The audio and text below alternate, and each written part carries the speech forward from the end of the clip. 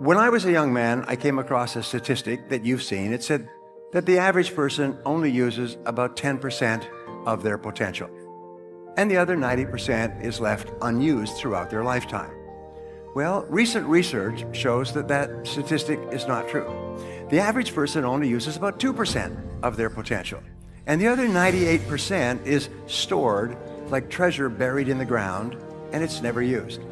And what do people use their 2% for? Well, they use it mostly for conversation at work and with their friends. They use it for messaging and tweeting.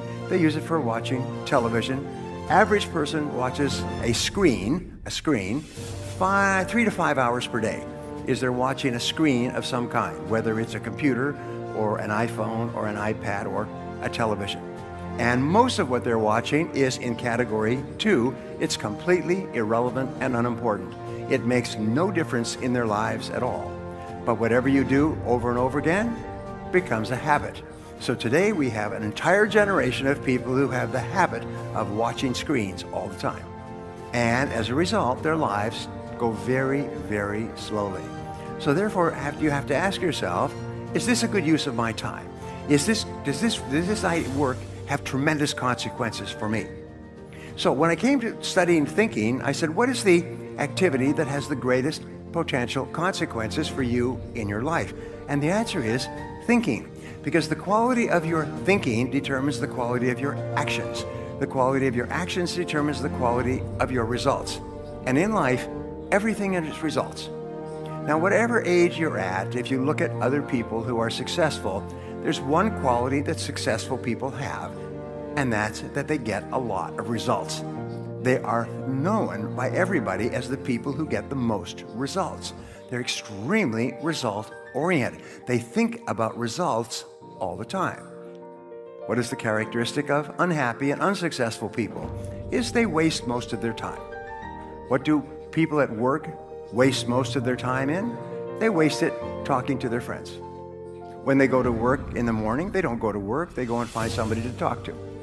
And it's sort of like ducks in the farmyard, quack, quack, quack, quack, quack. If you go into any business office, everybody's going quack, quack, quack. And then it's lunchtime, so they all go out, quack, quack, quack. And they all come back, quack, quack, quack. And nobody does any work. Everybody is quack, quack, quacking, and then they come in, they check their email, and they check their Facebook, and then they go into quack, quack, and have some coffee, and then they go home. I have noticed that the work day in Russia is from about 8 o'clock in the morning until about 5 o'clock at night. However, when I drive in the traffic, by 3:30 in the afternoon, the roads are full of cars. Why is that? Because everybody who gets off work at 5 o'clock is actually going home early so they can watch television. And they're going home early so that they can get ahead of the traffic. Quack, quack, quack. So most time at work is wasted. So I'll give you another technique to transform your life. It's when you go to work all the time. When you go to work, when you start first thing in the morning, just work all day. And don't do anything but your work. If somebody wants to talk to you, quack, quack, quack, quack, you say, yes, but not now. Let's talk after work. Or let's talk on the weekend. But right now, I have to do my work. And eventually people will stop talking to you. And they'll go and talk to other people and quack, quack. And you will accomplish 2 or 3 times as much each day if you just go to work and start work and work all day long. If you just develop the habit of working all day, you will produce twice as much, you'll be paid twice as much, you'll be promoted twice as fast. And this is true all over the world, no matter what the situation. By the way, I said that this is a great time of opportunity in Russia. Do you know that most of the most successful businesses were started at the bottom of a recession? Most of the most successful careers, including mine, were started at the bottom of a recession. That what happens in a recession is that you are forced to think much better than before. You're forced to make much better decisions. You're forced to make much better actions. You're forced to focus more intently on the activities that have the greatest consequences. And as a result, times of great difficulty are also times of great opportunity for you and for me, because you can grow faster and become stronger today than has ever been possible, perhaps in your lifetime. So don't complain about the difficulties of today. Because first of all, we can't do anything about it. And second of all, look into them for the advantages or benefits that they might have for you for the future. Now, here's a second question for you. And I ask this question all the time because when I first heard it, I didn't know the answer. The question is, what is your most valuable financial asset? And when I first heard that, I thought, well, maybe it's my house or my car or my bank account. No, your most valuable financial asset is your earning ability. It's your ability to earn money. Your earning ability is like an oil well that just keeps gushing oil. You can lose everything in your world all back again. So your earning ability is the most powerful and most valuable financial asset you have. And your earning ability, by definition, is your ability to get results that people will pay you for. Now, this doesn't mean that you are not a valuable person. Each human being is of incredible value. But some people's earning ability is much higher than others. And your earning ability is an asset, so it can be either increasing in value or decreasing in value. Now, here's what they found in the studies. The 80-20 rule. They found that the bottom 80% of people, the ones who struggle for money and worry about money all their lives, these people, when they take their first job, will work to a certain level, and then they will level off and never improve for the rest of their lives, unless they're forced to. And so therefore, 10 years after starting work, the average person today is no more productive at getting results than they were after 1 year. But they find that the people in the top 20% are very different. The people in the bottom 80% increase their income about 2 or 3% per year over the years. People in the top 20% increase their income at an average of about 11% per year. If your income goes up 11% per year, you will double your income every 6 or 7 years. And then you will double it again, and then you'll double it again, and soon you'll live in a beautiful house, and you drive a nice car, and you'll send your children to private schools, and you'll have a nice bank account, and you'll be happy. But if you don't keep increasing your income, nothing good will happen. Now, what is the difference? The answer is the people in the bottom 80% don't learn anymore after they leave school. But the people in the top 20% are always learning new things. And as a result, they are increasing their earning ability. Now, one of my favorite statistics is the measurement of the highest paid people in America. And by the way, these statistics are true in almost every country. They looked at the 500 top executives of the 500 biggest companies. And every year they do this calculation.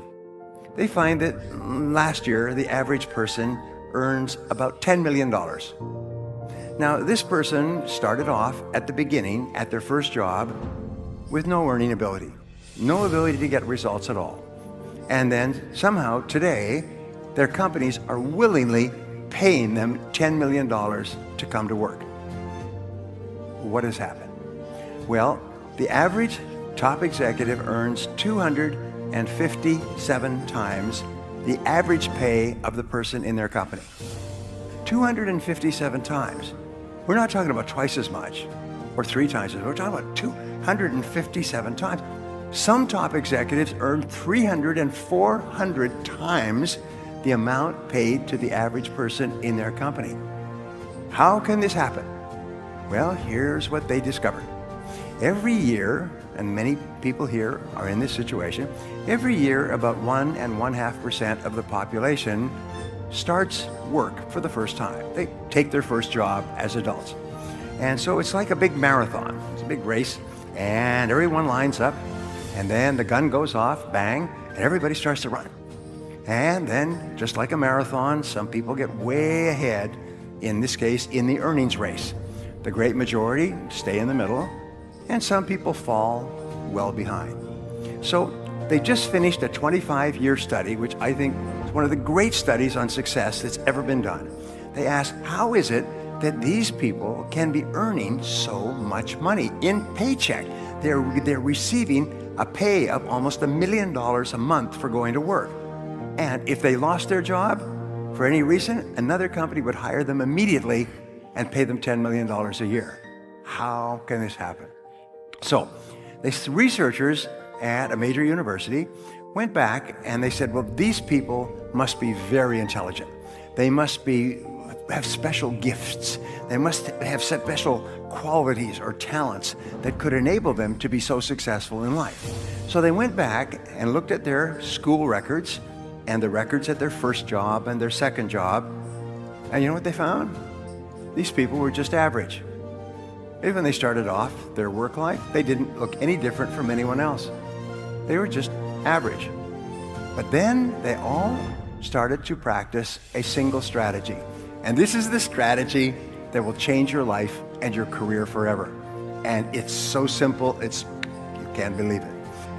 When these people took their first job, the first thing they would do is they would go to their boss and they would say, boss, I want to make a valuable contribution in this work and I want to be successful in this company. What one skill would help me the most to be more successful, to make a more valuable contribution? And the boss would say, well, if you were very good at this, negotiating or team building or selling or reading financial statements, if you were really good at this, then you would be much more valuable than an average person. So they would say, okay, and they would write down the development of that skill as a goal. Just like a lesson plan for a subject in school. If you say you wanted to be a doctor or an engineer, they would tell you the courses that you would have to take to get that degree. So in this case, they would decide, all right, I would need to read these books. And they would ask, what are the best books on this skill? And they would write it down. And then they would ask, what are the best audio programs to listen to for this skill? Preferably Brian Tracy audio programs, they're the best. And third of all, what courses and seminars should I attend in order to develop this skill? And finally, what can I do every day to develop this skill? How can I take action? And they would go to work and they would work on this one skill. Like a sniper rather than a machine gunner, they would work on a single skill. And it might take them a month, and it might take them 3 months, and it might take them a year, but they would work every day on that skill. And here's the magic number. The magic number was 2 hours per day, 5 days per week, 10 hours in all. 2 hours per day of personal study on a single skill, 5 days per week. Now, here in Moscow, how many total hours are there in a week? You know, how many total hours? Total hours are there in a week? It's 24 hours per day times 7. You can use a calculator if you like, or you can ask your friend. And the answer is 168 hours. I know this was very difficult for university students to figure out, all right? How many hours in a week? But that's where we start. So there's 168 hours in a week, everywhere. Now, what we're saying is that if you want to go to the top of your field and be one of the highest paid and most successful people in life, take 10 of those hours and invest them in yourself. That's all. And this turned out to be the strategy practiced by all the top people.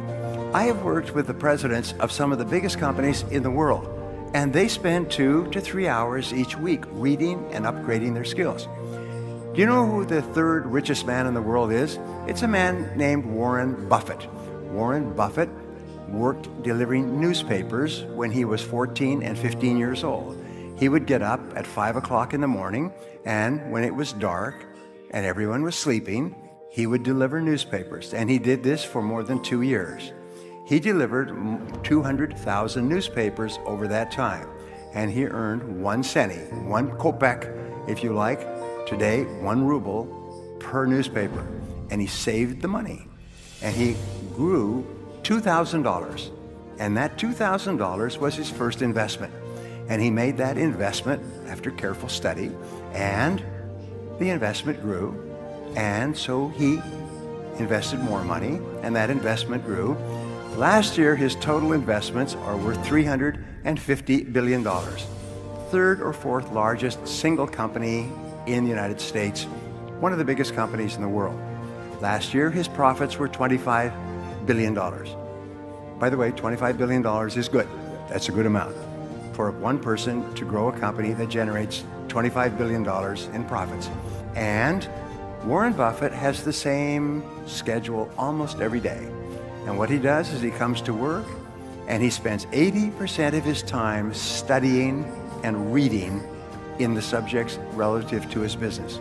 Only 20% is in meetings or phone calls or anything else. He spends 80% of his time learning new things so he can make better decisions and get better results. So a question I sometimes ask adults, how many hours a week do you spend studying new subjects to help increase your productivity and your value? So they found that these experts, these highly paid people, looked upon earning ability like a ladder. And a ladder has steps, and each step is a skill. And when you learn a new skill, you increase your earning ability. Also, you increase your ability to use your other skills. And each time you learn a new skill, your earning ability goes up. And when you learn a new skill, your earning ability goes up. And each new skill you learn causes you to become more and more valuable, and people will pay you more and more money for the results that you can get for them. Now, if at any given time you decide to stop climbing the ladder of success, you will level off, like most people do, 80%, but then you will begin to decline because whatever skills you have are becoming obsolete at a rapid rate, and they're becoming obsolete faster today than ever before. So if you are not constantly moving up the ladder, you're actually moving down the ladder. And people don't understand why their income is not going up. It's because they are not becoming more productive. They are not learning new skills.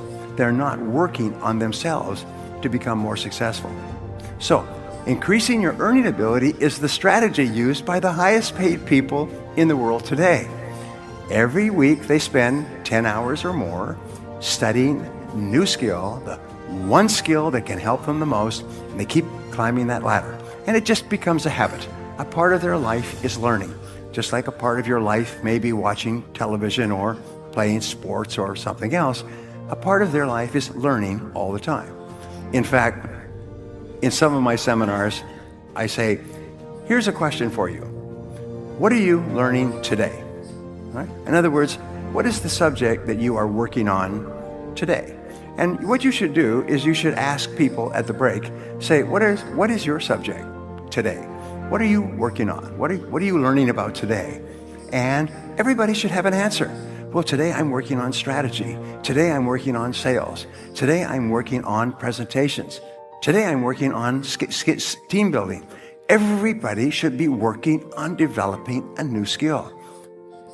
A friend of mine wrote a best-selling book a couple of years ago, and basically what it said is whatever got you to where you are today is not enough to keep you there. Today, to go any further, you must develop new skills and new skills. How long does this go on? All your life.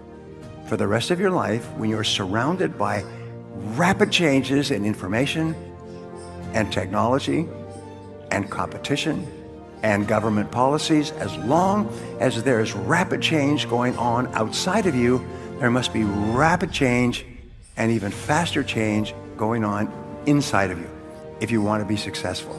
So the top people are the ones who keep learning new skills all the time. Now, I was reading something in philosophy a couple of years ago, and it said there are only certain things that a person can do for themselves. A person can only breathe for themselves. A person can only eat for themselves. A person can only drink for themselves. A person can only learn for themselves. So the one thing that only you can do is to learn. No one else can do it for you. No one else can give it to you. Only you can learn new things through hard work. And when I discovered the idea of continuous learning, I thought it was a miracle. I came from a poor home. We never had any money. When I left school, I did not graduate. My first job was washing dishes in the back of a small hotel. And when I lost that job, I got a job washing cars in the wintertime. You know what that's like. When I lost that job, I got a job washing floors with a janitorial service. And I thought washing was in my future. My wife was always giving me things to wash because she says she doesn't want me to lose my skill. So I traveled and I worked on farms. I worked in construction. I worked at laboring jobs. I worked digging wells. I worked in factories, stacking lumber. I worked on a ship in the North Atlantic. I worked at laboring jobs until I was 23 years old. And when I could no longer get a laboring job, like many people here, I got a job in sales. And in sales, I was a complete failure because I had no training. So for 6 months, I worked and worked and worked, and I was making no success at all. I say starting off in sales with no skills is a wonderful weight loss program, because if you don't sell, you don't eat. And I lost a lot of weight in that 6 months. And so finally, I did something that changed my life. I went to the top man in our company, who was a little bit older than me, but he was earning 10 times as much as I was. And I asked him, why are you so successful? Why are you earning so much money? And he said, well, show me your sales system, your sales process, and I will give you feedback on it. I said, well, I don't have a sales system. I just knock on doors and talk to people until they tell me that they're not interested. And then I go and do it again and again. And I was getting up at 6 or 7 in the morning. I was knocking on doors from 8 o'clock in the morning when people came to work, and I would work all day. And then I would go out and knock on the doors of apartments and homes. And I was working 12, sometimes 14 hours a day. And sometimes I would work 12 hours and not make one sale. And it was a small sale. So he said, no. He said, that's not the way you sell. He said, the way you sell is by asking questions and then looking for ways to help your customers achieve their goals with our products. And so I went out and I started to ask questions rather than talking. And people started to respond to me differently. And then I began to read books on selling. And then I began to listen to audio programs on selling. And then I began to go to seminars on selling. And every time I learned something new, my sales went up and up and up. Within 1 year, I was earning 10 times as much. I was earning more at the age of 25 than I ever dreamed I would ever earn in my life. I was earning more than my father had earned after 40 years of hard work. I couldn't believe it. What I learned was this, is that every single field has success formulas. It has recipes that you can follow. And that if you do what other successful people do, you finally get the same results that they do. So for the rest of my life, whenever I got into another business, and I've been in 22 different businesses, I would sit down and study. I say, what is the success formula in this business? How do people succeed? What do the top 20% of companies and the top 20% of individuals do? And then I would do that. And I would soon get the same results. And people say, how can you be successful? You've never been in this business before. I said, I just read the books. I just talked to the top people and they told me what to do. And plans are very simple, because what you do is you just make a list. You start off with a list of everything you'll have to do. You already identified it. You know what the goal is. You've broken the goal down into sub-deadlines. You've identified the knowledge you'll require, the obstacles you'll have to overcome, the people whose cooperation you'll require. Make a list of everything you'll have to do, and then organize the list, first of all, by sequence, which means what comes first. What do you have to do before you do something else? And then second of all, by priority, which is what is more important and what is less important. And once you have a list organized by sequence and priority, you have a plan. Now you have the two great requirements for winning. You have a goal and a plan. Now, does it take a little while to do this? Yes. But once you have the goal and the plan, the very act of completing them programs them into your subconscious mind. We, in our advanced coaching programs, we teach people to write down and create goals and plans. And then once they've done it all, 90 days later, they come back. I say, how many of you reviewed your goals and plans in the last 90 days? Most of them didn't do it. How many of you achieved your goals and plans? All of them. The most amazing darn thing, because by writing them out, they've programmed them into their subconscious mind, which passes it off like a baton to the superconscious, which then works 24 hours a day to bring it into their lives. And the most remarkable coincidences occur. Things start to happen. The phone rings. People sit down next to you socially and give you advice. Your boss gives you opportunities. Doors open. You get intuitions and insights, the most phenomenal things, because you've programmed yourself with a goal and a plan. That's why people with goals and plans, according to the best research, accomplish 10 times as much as people without goals and plans. 1,000% more than people without. So write down what you want and make it clear so that the universe can help you get it. Emmett Fox, who I mentioned before, wrote a book many years ago called The Mental Equivalent. Actually, it wasn't even a book, it was a pamphlet. And this little pamphlet is one of the most profound pieces of writing in history. It's just unbelievable. I'd read Emmett Fox for years, and someone came up to me and said, "Have you ever read The Mental Equivalent?" I said, "No, I've read all of his books." Well, it's not that easy to get, so I got it. And what it does is basically says is you have one responsibility to your universe, is to create within your mind the mental equivalent of what you would like to see on the outside. If you will do that, all the mental laws that we've talked about and many more that we haven't had a chance to go into will all work. Just like click, click, click, click, click, they'll all work. And what you want will appear on the outside by the law of cause and effect, belief, expectation, attraction, correspondence, and so on. Your job is to give to the universe an absolutely crystal clear picture of the goal that you want, which you can only get by thinking it through and writing it down. So here's the exercise, and this is your homework exercise. Take a clean piece of paper when you get home, and this is the only test. This is a take-home test. This is a test to see how badly you really want to make next year a fabulous year. And so at the top of this page, write the word goals. Some of you have seen this before. I need to teach it to everybody, and you're going to write down 10 goals. And these goals, you can write more than 10 if you like, but you must write a minimum of 10. These goals are one-year goals, approximately. These are goals that you want to accomplish this year. Health, income, car, travel, fitness, and so on. You write them in the present tense as though a year has passed and you are reporting they've already been achieved. I drive such and such a car. I live in such and such a house. I weigh certain many pounds. I take such and such a vacation. I write down, one of my goals is spend time with my family.